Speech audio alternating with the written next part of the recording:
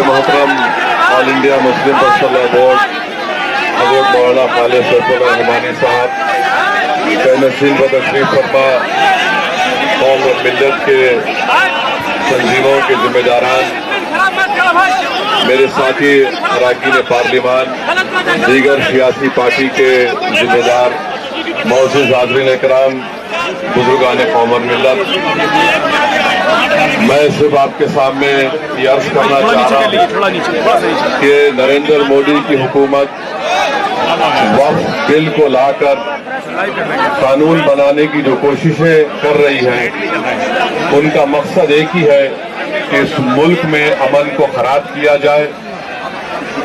वज़ीर आज़म का मकसद एक ही है कि मस्जिद और मंदिर के नाम पर आवाम हमेशा लड़ते रही, और उस बिल का मकसद ये नहीं है कि वक्फ की जायदादों को मजबूत किया जाए या उनकी हिफाजत की जाए।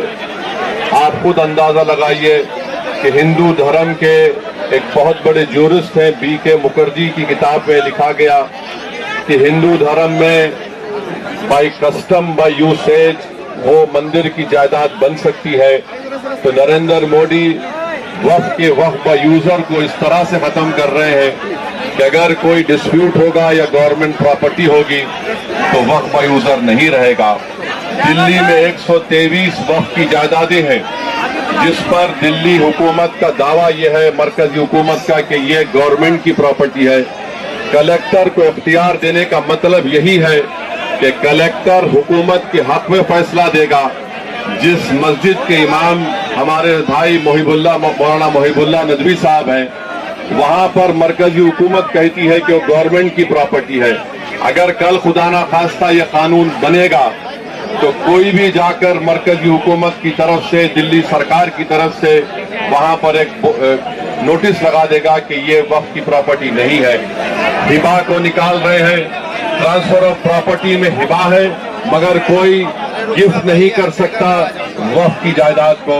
नरेंद्र मोदी आजकल भारत के हमारे फजीलतुल शेख बने हुए हैं और ये बता रहे हैं कि अगर कोई मुसलमान होता है तो उसको 5 साल तक वो वक्फ को नहीं दे सकता है।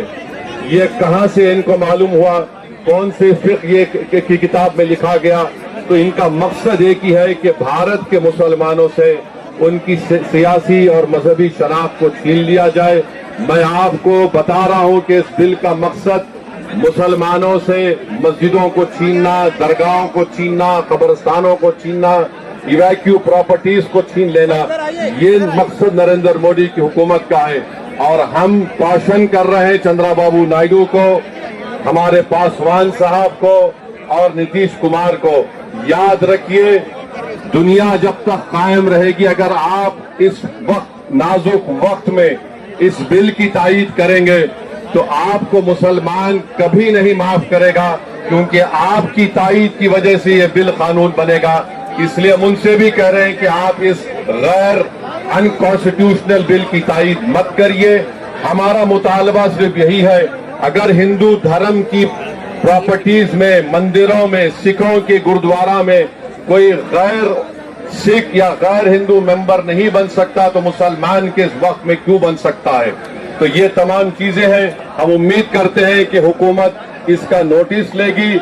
अगर नरेंद्र मोदी इस मुल्क के अमन को खराब करना चाहते हैं, वो मस्जिदों और मंदिरों के झगड़ों में इजाफा करना चाहते हैं, तो ये उनकी हुकूमत की जिम्मेदारी होगी। मैं यहाँ पर शुक्रिया अदा करना चाहूंगा हमारे ज्वाइंट वर्किंग कमेटी पार्लियामेंट के तमाम अरकान का, और खास तौर से कल्याण बनर्जी साहब का, टीएमसी के राजा साहब का, डीएमके का, हमारे नासिर भाई का और मोहिबुल्लाह नदवी साहब का। हमने तमाम बड़ी कोशिशें की, हमने अपनी अपनी डिसेंट रिपोर्ट को दिया, और ये अनकॉन्स्टिट्यूशनल है। इसका कोई भी फायदा वक्फ को नहीं होगा। सिर्फ वक्फ बोर्ड को बर्बाद करने के लिए, वक्फ जायदादों को लूटने के लिए हुकूमत ये एंटी कॉन्स्टिट्यूशनल और एंटी मुस्लिम काम करने जा रही है। बहुत बहुत शुक्रिया।